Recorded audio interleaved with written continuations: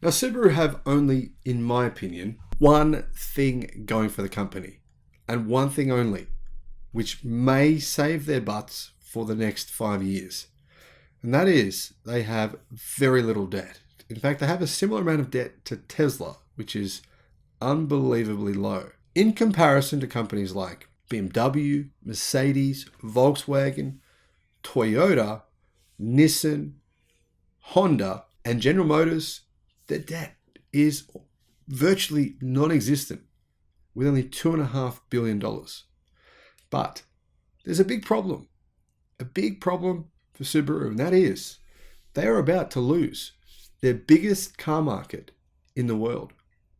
And this, my friends, could mean the end of this company. And we all know how it is with disruptions. It happens much faster than anyone would have expected. I used to own a Subaru, and no lie, you can ask anyone that knows me, that thing was a piece of junk.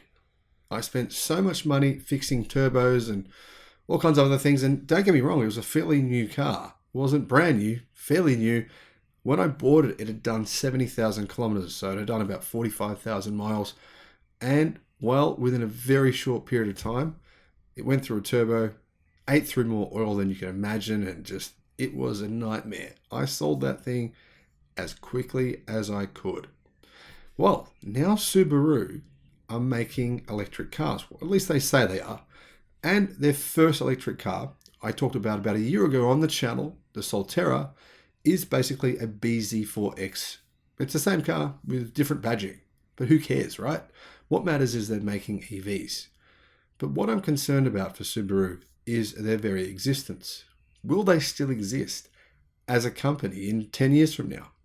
Frankly, I would say the odds are more likely that they won't. This is one of the key reasons. If you don't step up to the plate and take a swing, guess what? You're out before you even try. Hello, my friends. Welcome to the channel. I'm the Electric Viking. My name's Sam Evans. Thanks for tuning in. Great to see you. Thank you to our Patreon supporters. Had a few new Patreon supporters come onto the channel recently. Guys, really appreciate your support. I'll put a link in the description below to our Patreon page. And also, members, we really appreciate you. If you want to become a member of the channel, you do actually get access to about one video per day in advance. Usually around 4 to 5 days in advance of us releasing it on the channel. Subaru say they won't build electric cars in the US because they can't compete with McDonald's wages. Now, I'm going to tell you why what they've said makes no economic sense at all. In fact, period. It does not make mathematical, economical sense. It doesn't matter how you look at it. But you already knew that, right? Surely you have to have worked that out. I mean, the IRA makes it basically impossible to build a car overseas and send it to America and do it economically. And remember as well, there is literally nearly $100 billion being spent on battery factories in the US. A lot of money is going to be put into those factories from the government. And also, I mean, every cell produced in the US, you get a credit from the government. So I don't understand Subaru's thinking here, but I'll get to that at the end. Now, Subaru said it has no plan to build its electric cars in the US because it claims it can't compete with McDonald's $20 an hour starting wage. Since the reform of the federal tax credit for electric vehicles in the US was announced, there's been dozens of announcements of companies, Hyundai, Kia, Volkswagen, Mercedes, BMW, even Toyota. Crazy, right? Need I go on? Building factories or converting existing factories to make electric vehicles in the United States. I believe the US will benefit in the hundreds of billions of dollars as a result of this. Of course, this is all thanks to the federal tax credit, which includes a clause that pretty much forces automakers to produce EVs in North America to get access to the $7,500 incentive. And I believe this is completely fair. If you're from Korea, if you're from Japan, if you're from China, if you're from Europe and you're watching the channel, I fully support it. I 100% support it because your countries are doing exactly the same thing. They might try to hide it, but the truth is, when you actually have a good look at what they're doing exactly the same thing.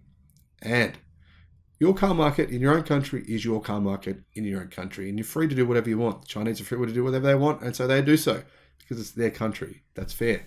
Now, this incentive is enough that some lower end segments, well, basically, I believe this incentive is enough that you have to make your car in the US, pretty much, or you won't be competitive. So if BMW, Mercedes, and Audi decide to make their cars in Europe, luxury versions of certain models, I just think they're not going to sell. I think they're going to sell so few of them that they'll eventually just discontinue selling them in the US, unless they make them in the United States. Now, clearly this hasn't been enough to convince Subaru to invest in building their EVs in the US, or just do what Honda's doing, right? Just why wouldn't they do that? It's obvious. It's so logical. Why wouldn't they just say, oh, okay, Honda, yeah, you haven't done anything about making EVs, so you just said, General Motors, can we rebadge your EV? Can you do that for us? Can you make it for us, and we'll pay you for it, and then we'll resell it to our suckers in the North America who just love the Honda brand, the diehards. Surely the diehards will buy one, right?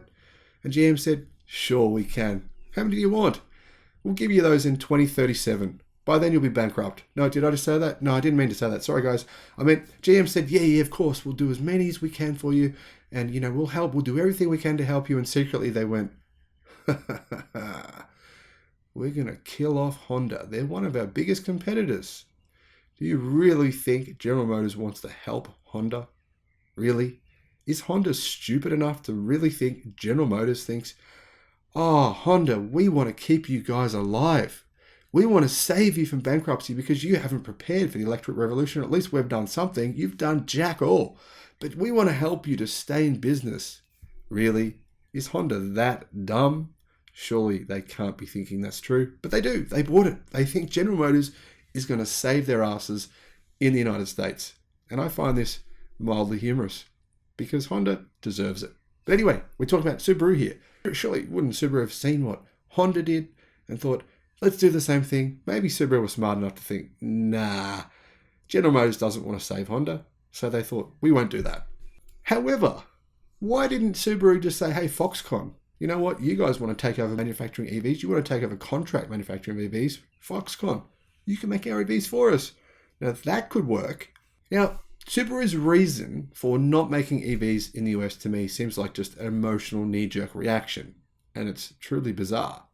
In comments about it during the company's latest financial results release, CEO Tomomi Nakamura said that Subaru is currently not considering building an electric car plant in the US because it wants to lose its market share in the United States. Now, because it can't compete with McDonald's wages. In Indiana, part-time workers at McDonald's earn $20 to $25 per hour, which is in competition with what temporary workers make at our plant. If we were to build a new plant, it would be very difficult to hire new people for that. Labor costs are rising now. It's quite challenging for us to secure workers for our Indiana plant, including those of suppliers. Sounds to me like Subaru doesn't care about the US market anymore, which is strange. It's especially strange when you consider that the United States car market is by far Subaru's biggest market worldwide. It's not even close. It sells about twice as many cars in the US as what it sells in Japan, which is crazy. Meaning, Subaru is almost a one-country car market. It's the US and the US. And Subaru are now saying, we don't care about our most important customer. That to me is, I don't know. I don't understand. It's really, really strange. Right now, Subaru operates a plant in Indiana, and there it has around 6,000 staff. Predominantly, most of those staff, they're casual workers. So Subaru obviously doesn't want to pay their casual workers more than McDonald's people make. And you know what? I find that pretty strange. I mean, we're talking about expensive vehicles here. I mean, the average sales price for a Subaru is around $45,000 US. They're not cheap. So if they can't afford to pay their workers, it makes you have to seriously question the efficiency of their production. What are the robots they're using? How efficient are the vehicles? How good is the actual quality if they're trying to pay their workers less or the same as McDonald's staff? I mean, remember, McDonald's staff, they're usually what, 16 years old? Would that be the average age? Usually here in Australia, that's about the normal age for staff, not for managers, but for staff. Now, the thing is, right, Subaru currently produces the Ascent, the Impreza, the Legacy, and the Outback models. It doesn't make any electric cars in the US. In fact, it barely makes any electric cars worldwide. Now, they only have the one EV that I spoke about before, the Subaru Solterra. But that, of course, is the BZ4X, the Toyota BZ4X. And frankly, that's never, ever going to sell more than a couple of hundred in the United States. Now, clearly, Subaru is lagging well behind when it comes to manufacturing EVs. And I understand them having a labour shortage, but the thing is, if they can't figure out how to build an EV in the US, they're just going to lose the US car market. I predict that more than likely within around 4 years' time, Subaru will just give up in the US and realize that, they have no future in the country whatsoever. And it was all their own making. Now, one of the big differentiators of Subaru vehicles is having all-wheel drive. But, with EVs, even cheap EVs have all-wheel drive. It's not really some sort of revolutionary new feature with an EV. It's very common, standard. And the other thing is that the brand's outdoorsy, focused marketing and their claims of safety and environmental consciousness have spurred their rapid growth. But the thing is, conflating the words environmental and internal combustion engine together, that's a bit of a long shot. I think more and more people are starting to realize that gasoline-powered vehicles are pretty bad for the environment. Not just bad for the environment, they're really bad for people to breathe in those fumes. The other thing to consider is electric cars actually are much safer in general than gasoline-powered vehicles. I mean, think about this, right? The 10 safest vehicles you can buy in the world right now with the highest safety scores, every single one of them is electric, and none of them is a Subaru. What are your thoughts, my friends? Let me know in the comments section below. Do you think Subaru will still be around in 10 years' time? In my opinion, if they are, it'll only be in Japan. That's it.